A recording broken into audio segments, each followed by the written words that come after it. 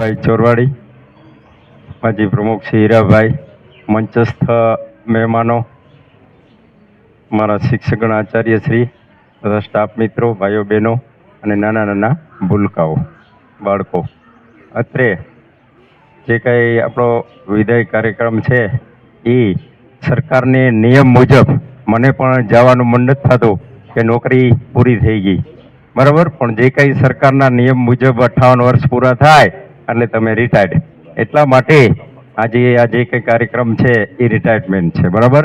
હવે મારા બે જીવન પ્રસંગો પૂરા કરીને પછી આગળ આપણે કાર્યક્રમ હજી ઘણો બધો છે, બરાબર. હું જ્યારે ભણવા બેઠો ત્યારે તમારી જેમ જ એક ખેડૂત પુત્રના તરીકે જ ભણતો હતો અને સવારેથી 7:30 થી 12 સુધી ભણી અને બપોર પછી ખેતીના કામમાં હતો. આ મારું આગળું 10 વર્ષનું પ્રાથમિક શિક્ષણ ગામડામાં જ હતું. ધોરાજી તાલુકાનું સાહેબે કીધું એમ કલાણા ગામ, રાજકોટ જિલ્લો અને ગોંડલ સ્ટેટમાં આવતું. ત્યારે આપણું છે એ નવાબ સ્ટેટમાં હતું, જુનાગઢ જિલ્લો, બરાબર. તો ગોંડલ સ્ટેટમાં ભણવા માટે ફરજિયાત શિક્ષણ હતું. અમારા દાદા એમ કહેતા કે જે દિવસે ભણવા ન જાય તે દિવસે 4 આના દંડ કરવામાં આવતો અને ફરજિયાત દંડ ગોંડલ સ્ટેટનો એવો નિયમ હતો. એટલા માટે અમારા વિસ્તારમાં જે કાંઈ આગળ ભણીને ગયા છે એના ઘણી વખત ચૂંટણી હોય ત્યારે એવા દાદીમાં પણ ચાલતા ચાલતા આવતા હોય ત્યારે સાહેબો પણ એમ કહેતા કે હું અંગૂઠો નથી મારતી, હું સહી કરું છું. એટલે આ એક શિક્ષણનું મહત્વ છે. એટલે નાનો એવો દાખલો છે, શિક્ષણ છે એ આજે લીધું અને કાલે પૂરું નહીં. માણસ જન્મે ત્યાંથી મૃત્યુ સુધી એ શિક્ષણ મેળવતો જ હોય, પણ આપણને ખબર નથી હોતી કે આપણે કયા પ્રકારનું શિક્ષણ. આ બધા મૂલ્ય શિક્ષણ છે. પ્રાથમિક શિક્ષણથી માંડીને જ્યાં સુધી ભણીએ એટલે માણસ જન્મે ત્યાંથી મૃત્યુ સુધી એ શિક્ષણ મેળવતો જ હોય કોઈ પણ સંજોગોમાં.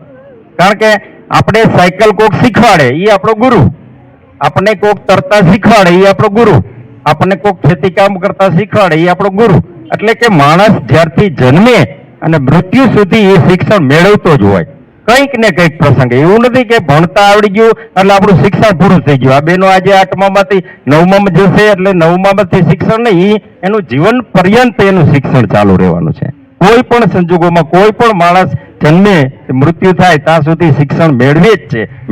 પણ ઘણીવાર આપણને પણ ખબર નથી પડતી કે આ પ્રકારનું આપણે એમાં કૌશલ્ય હોય, પણ જે ગુરુ છે એ કૌશલ્યને બહાર કાઢે એનું નામ ગુરુ, એનું નામ શિક્ષણ.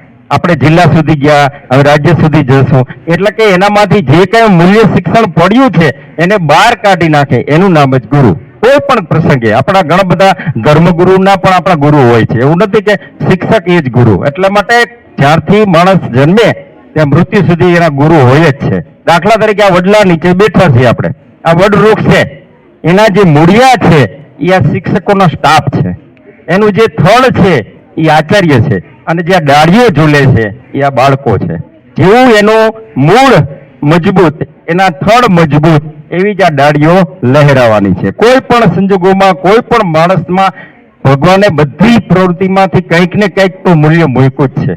એટલા માટે એ ડાળીઓ ક્યારે લહેરાય કે જ્યારે એ થડિયું મજબૂત છે, એનાથી વધારે એના મૂળ મજબૂત છે, એનાથી વધારે આ ડાળીઓ મજબૂત છે. આ બધી ડાળીઓ છે એક દિવસ કંઈક ને કંઈક લઈને ખીલવાની જ છે કોઈ પણ સંજોગોમાં.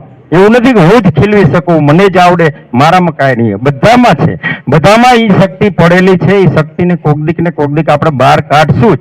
આપણા મા બાપ પણ કોઈ પણ જિંદગીમાં બહાર કાઢતા જ હોય છે, પણ એ સુસુપ્ત શક્તિઓ આપણામાં પડેલી જ છે. અને એ અર્ધ જાગ્રત મન છે આપણું. જે અર્ધ જાગ્રત મન છે એ આપણું આપણા જે પૂર્વ જન્મમાંથી લઈને આપણે મૃત્યુ જ્યારે થાય ત્યારે આપણું અર્ધ જાગ્રત મન આપણે સાથે લઈને જવાનું છે. અને માણસને કહીએ ને કે આ તો 2 વર્ષનો છોકરો છે પણ કડકડાટ ગીતા વાંચે છે. ઘણા બધા મીડિયા જોતા હોય, ઘણા બધા સમાજમાં આપણે ઘણું બધું જોતા હોય થી કહીએ છીએ કે શા માટે આ બાળક તો હજી 5 જ વર્ષનું છે, મારા કરતા પણ હોશિયાર છે. એટલા માટે એ સુસુપ્ત મનની શક્તિઓ આપણી સાથે એક જ વસ્તુ આવે છે, બીજી કાંઈ જન્મ અને મૃત્યુ માટે આપણે જાજુ લાંબુ વાત નથી કરવી. કારણ કે ઘણા બધા મારા પછી વક્તવ્ય છે, મારા પછી બોલવાનું છે અને મારા જે કંઈ કાર્યક્રમ આપણે સરસ મજાનો 2 વર્ષનો જ મારો તો ટૂંકો ગાળો અહીંયા હતો, પણ જે સમયે આપણે આ કાર્યક્રમ રાખ્યો એ બદલ બધાને ધન્યવાદ. અને આગળ ભણવા માટે પણ આપણે કોઈ પણ જરૂરિયાત પડી કોઈ પણ બાળકને તો હું અહીંયા જ રહું છું. જરૂર સુમનબાગ મારું મકાન છે, હું 24 વર્ષથી અહીંયા જ રહું છું. અને હજી પણ અહીંયા જ આવવાનો છું. હું કઈ વહી નથી જવાનો અહીંથી ગામ મૂકીને ક્યાંય, પણ તમારા બેન હજી અહીંયા 3.5 વર્ષની સર્વિસ છે. હું આવીશ અને ક્યારેય પણ મારી કોઈ પણ જાતની જરૂર પડી ગમે એ બાબતે તો ખુલ્લા મન દિલથી મને ફોન પણ કરશો અથવા રૂબરૂ મળશો તો હું જરૂર આવીશ. અસ્તુ. જય હિન્દ, જય ભારત.